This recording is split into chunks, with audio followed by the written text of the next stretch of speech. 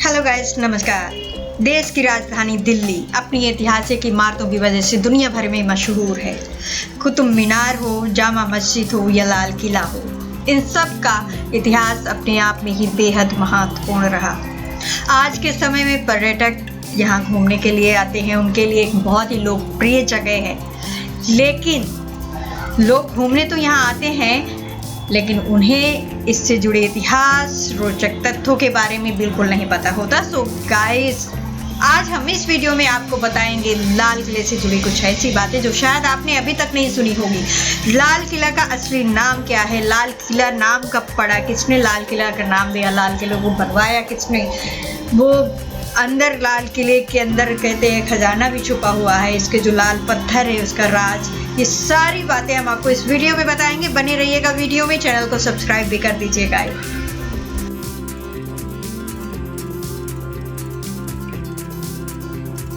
आपको ये जानकर हैरानी होगी कि रेड फोर्ट कभी व्हाइट यानी कि सफ़ेद रंग का हुआ करता था।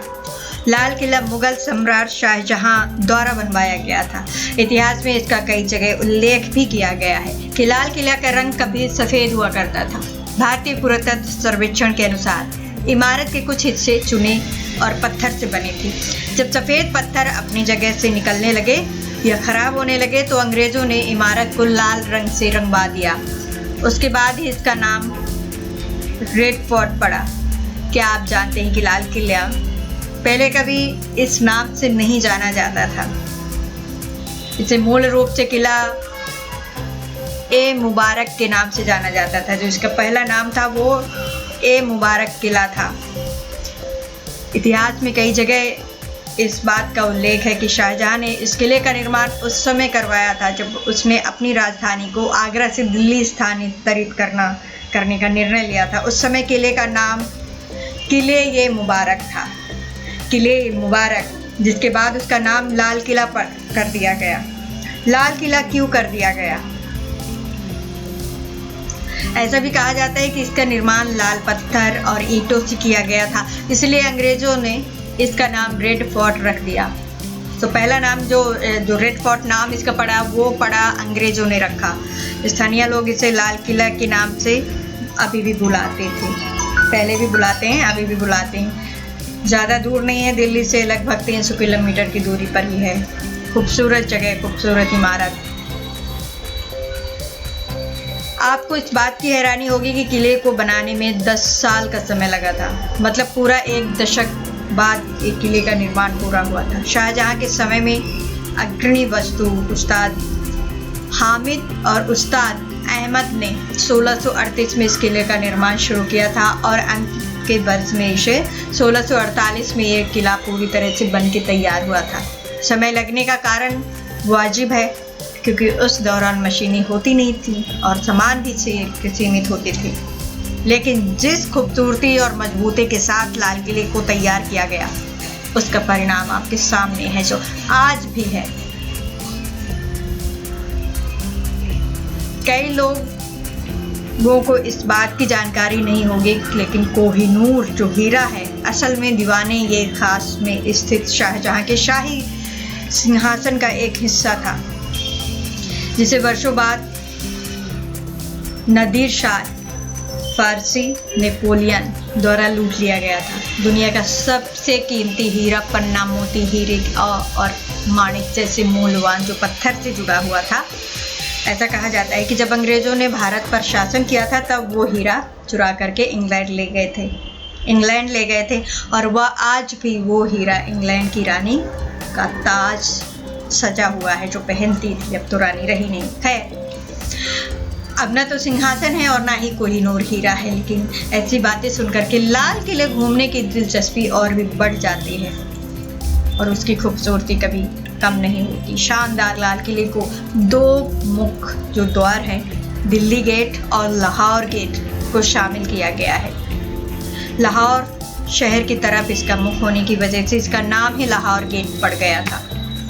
ऐसा इसलिए है क्योंकि भारत और पाकिस्तान एक समय में एक देश हुआ करते थे। आज भी लाल किले के 2 प्रवेश द्वार हैं, एक दिल्ली गेट है और एक लाहौर गेट है। दिल्ली गेट का इस्तेमाल जनता के लिए कि प्रवेश के जो मुख्य द्वार है उसे दिल्ली गेट कहा जाता है और जो उसका बैक वाला जो दरवाज़ा है उसे लाहौर गेट कहा जाता है।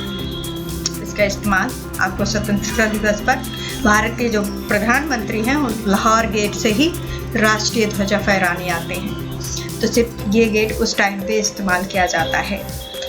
अंतिम मुगल सम्राट बहादुर शाह जफर ने 1857 में ब्रिटिश साम्राज्य के खिलाफ विद्रोह छेड़ दिया था, जिसके बाद जब अंग्रेज़ों ने बहादुर शाह जफर को दोषी पाया तो उन्होंने उनके ही घर पर यानी कि लाल किले में ही प्रताड़ित किया गया और बाद में इस इमारत में ही दीवानी के खास में ब्रिटिश अदालत ने उन्हें कैद कर दिया।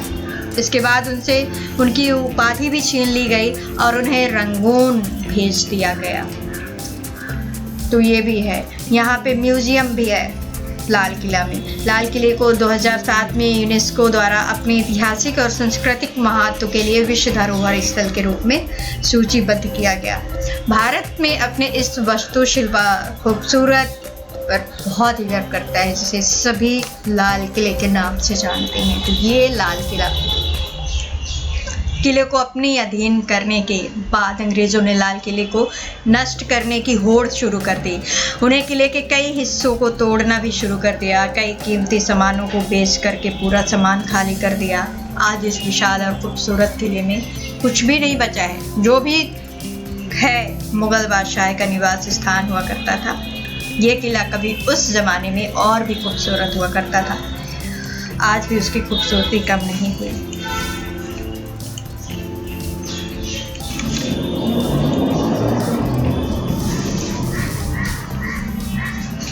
देश की आज़ादी के बाद इस किले का महत्व कम नहीं हुआ। इसका उपयोग भारतीय सैनिकों के प्रशिक्षण के लिए किया जाने लगा। साथ ही ये प्रमुख पर्यटन स्थल के रूप में भी मशहूर हुआ ही है।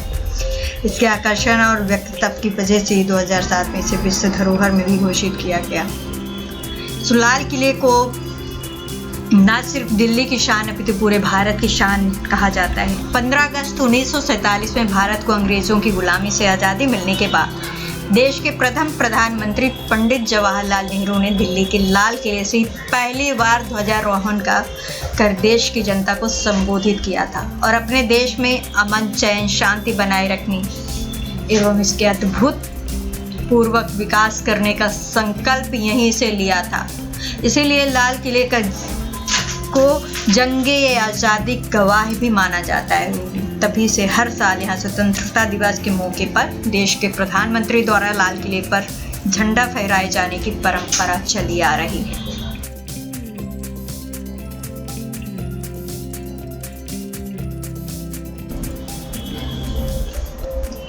शाहजहां ने अपनी राजधानी आगरा की जगह दिल्ली को बनाने के लिए एक पुरानी किले की जगह पर 1638 में लाल किले का निर्माण कराना शुरू कर दिया।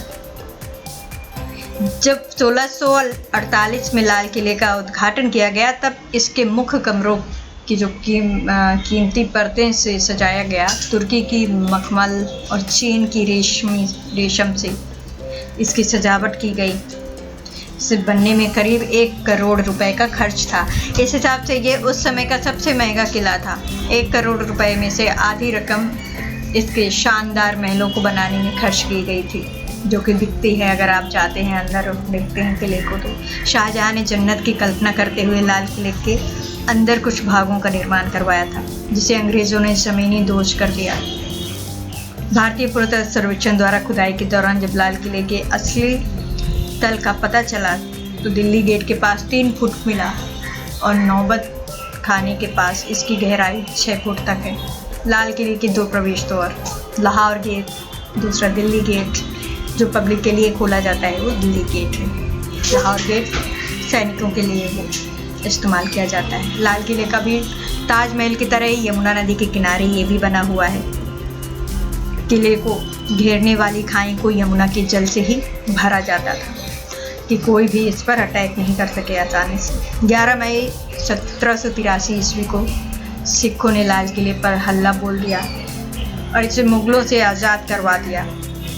इस कारनामे का सहारा सरदार बघेल सिंह धारीवाल को जाता है। किले को बनाने के लिए लाल बालू पत्थरों का प्रयोग किया गया, जिसके कारण ही इसका नाम लाल किला पड़ा। किले की दीवारों की लंबाई 2.5 किलोमीटर है। दीवारों की ऊंचाई यमुना नदी की ओर से 18 फीट जबकि शहर की ओर से 33 फीट ऊपर है।